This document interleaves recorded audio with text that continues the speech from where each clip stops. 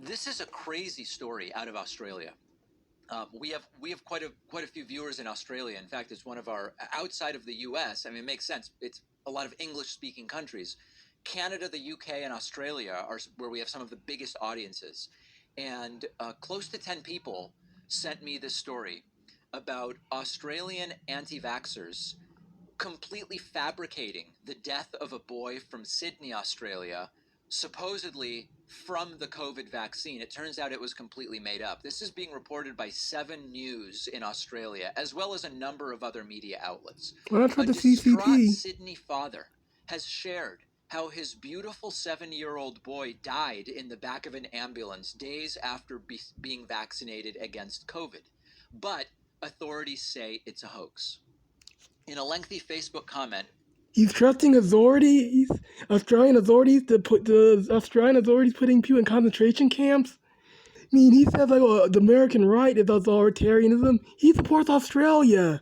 You support Australia. What's Australia doing? And trust them as much as you trust like the CCP. Hey, as if authoritarians never lie. Steve Leary claimed his son Lachlan received his first vaccine dose on Wednesday. Is that a popular Australian name? Because isn't one of Rupert Murdoch's kids also named Lachlan?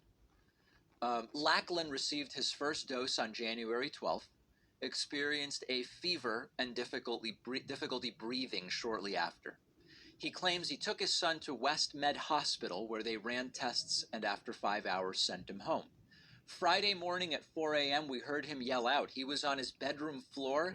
He then collapsed. He was not breathing, wrote the father. He claims his son died of a massive heart attack and warns other parents not to vaccinate. The government has ruined my family. They have taken away our only son. I mean, this is tragic if true. It might post be. quickly gathered pace online, collecting thousands of likes, comments, and shares before the profile was taken down and the post reshared as a screenshot. But it's believed to be the latest case of misinformation running rife. Oh yeah, coming from Deliberate attempt to authorities, discourage the parents dictators. booking in to get their children vaccinated less than a week after 5 to 11-year-olds became eligible for COVID vaccines in Australia. There is no record of a Lachlan Leary who died in Sydney last week, or indeed at all. And this is the same talking point Holocaust deniers use. There are also no records of many people who were killed in the Holocaust. No records of the people Stalin murdered. Yeah, left-wing dictators never lie. And they always have the most secure, free and fair elections in the history of the world. There are no records of people who go missing in North Korea, activists who go missing in North Korea, or in the CCP, or under Stalin. And there are most of the people who were murdered in the Holocaust have no records. Democrat projection, he called it the right-wing authoritarianism.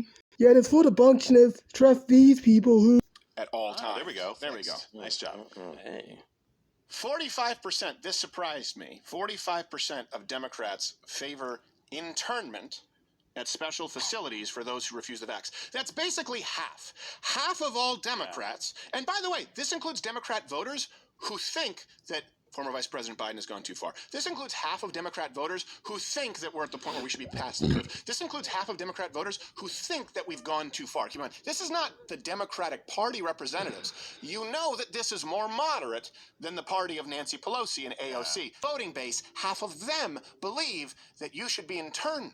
You should be put in an internment camp. And when we started talking about the internment camps in Australia, everybody was like, oh, come on, you're overblowing it. This could never come to the United States. Why are you favor internment, special facilities? In a word, that means that Democrats want they want this. So this, I'm going to give you a warning, yeah? It's an official warning that you have to stand your balcony and obey the rules or you get... Why are these guys in a cabin that's right near the fence?